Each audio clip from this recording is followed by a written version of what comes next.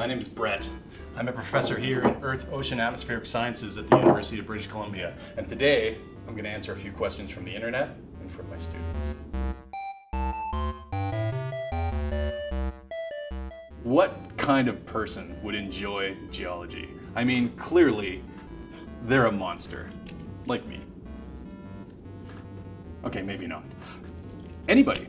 Geology is fantastic. It's the study of the Earth. And guess what? You love the Earth. It's where you keep your stuff. Everybody can study this and everybody can learn things that are going to be useful for them. It doesn't matter what you're going to do in your life. Taking a course about the Earth system science is going to teach you a lot. Can you make any money as a geologist? This always makes me laugh because my students are usually surprised to find the average starting salary of geologists in Canada is somewhere around 60 or 70,000 a year. And that's the starting salary.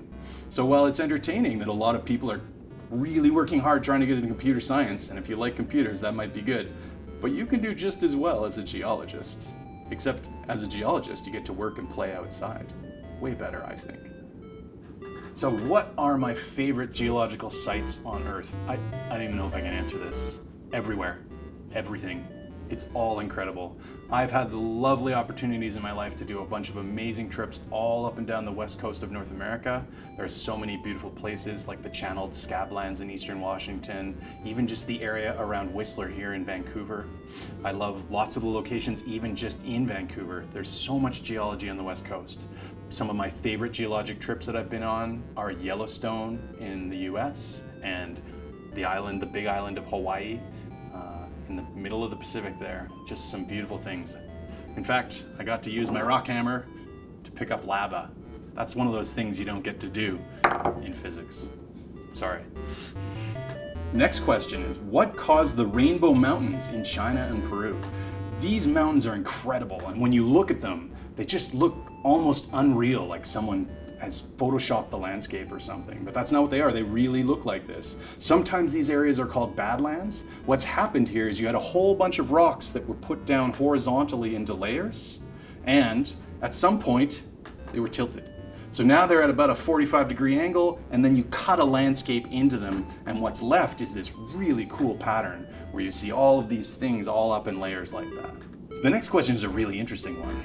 Why do some people think that Chimborazo is taller than Mount Everest? This is interesting because it thinks a little bit about the shape of the Earth. If you measure from sea level, Mount Everest is a taller mountain. But if you measure from the center of the Earth, Chimborazo sticks out further. And this is because the Earth is not a perfect sphere. Because it's spinning, it actually is flattening out a little bit. We call the shape of the Earth an oblate spheroid. So it's not like a ball, it's flattened a little bit, and it sticks out a little further at the equator. So if you have a mountain there, it's a little bit further from the center than if your mountain is a little bit further north. How was the Marianas Trench formed? This is a great question.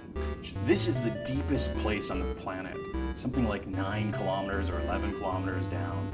This happened because we have a subduction zone, and when this happens, one plate is pulling down and it sort of drags the other one with it and makes a V. V is where the bottom of the Marianas Trench is, and that's why it's so deep there. Another question that comes up a lot in geology is, why should we be worried about the polar ice caps? Well, with climate change, the north and the south of the Earth are heating up really fast, much faster than in the lower latitudes, like in Vancouver. There's so much change that we're worried we're going to lose these ice caps, and if that happens, we are going to see a lot of sea level rise. Not as much as you might have seen in the movies, but because 90% of the Earth's population lives within a few hundred kilometers of the coast, a very small amount of change in sea level can make a very big problem for most of humanity. The next question is, how were the Himalayas formed? The Himalayas are one of the most beautiful mountain ranges and have incredible features, and as geologists we love it. One of my colleagues does all of his research there, and they've formed in the last 40 million years or so.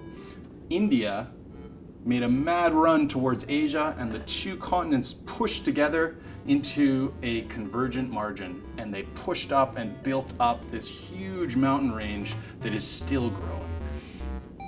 So the next question is, how do I know if geology is something I want to pursue? So this is a question that I also get a lot. And if you think the Earth is interesting and it's something you want to study for the rest of your life, then geology is something you want to pursue. But I don't meet a lot of people who think the Earth is not interesting. So geology is something that you can pair very well with other disciplines. If you want to do computers and geology, you can get into computerized mapping and all sort of data analysis techniques. If you like biology, you can study fossils and evolution. If you like chemistry, you can study the chemistry of the rocks and learn so much about the formation of the Earth. If you like geophysics, you can study earthquakes and how we know about the interior of the planet and other planets. There's so much you can do in geology, and it really doesn't matter who you are. I think anybody can learn a lot from this field. So the next question is, why are there earthquakes in central China? We think of earthquakes usually as being things that happen near the edges of continents. But because India has forced its way into Asia, that is kind of the edge of a continent. And all of the forces that have built up the Himalayas also cause earthquakes to happen through central China. So now if we move more over into Europe, how does something like Pamukkale form and exist within its landscape? So this is a really, really interesting feature, and it's a result of hot springs. So really hot water with a bunch of minerals in it bubbles out of the ground here and creates all of these beautiful formations. You find things like this all over the world. Wherever you find hot springs, you can find really cool deposits like this. And spa goers love this. It's wonderful to soak in these mineral-rich waters. Okay, this has been a lot of fun, but it's time for me to rock and roll out of here. I'll see you later.